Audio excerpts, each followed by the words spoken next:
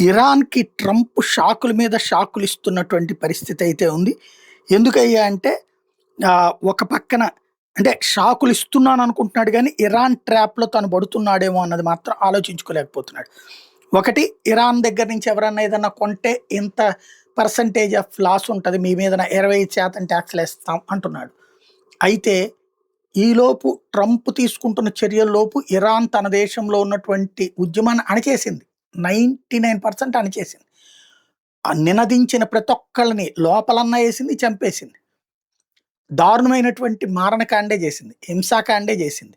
అయితే ఇప్పుడు ఈ టారిఫ్‌లతో కంట్రోల్ అయిపోతుంది అన్నటువంటిది అమెరికా పిచ్చి నమ్మకం. అలాంటి టారిఫ్‌లతోనే ఇబ్బందవుతది ఆర్థిక వ్యవస్థ. కానీ అమెరికాకి దాసోహం అనవు. రష్యా అందా? చైనా అందా? లేపోతే గనక ఇరాన్ అందా? ఉత్తర కొరియా అందా? కాబట్టి టారిఫ్‌లతో ఇబ్బంది పెట్టగలరు తప్పించి, టోటల్‌గా ఆర్థిక ఆ దేశాల సార్వభౌమాధికారాన్ని మనం లాక్కోలేము అన్న విషయం మాత్రం అమెరికాకి అర్థం కావట్లేదు.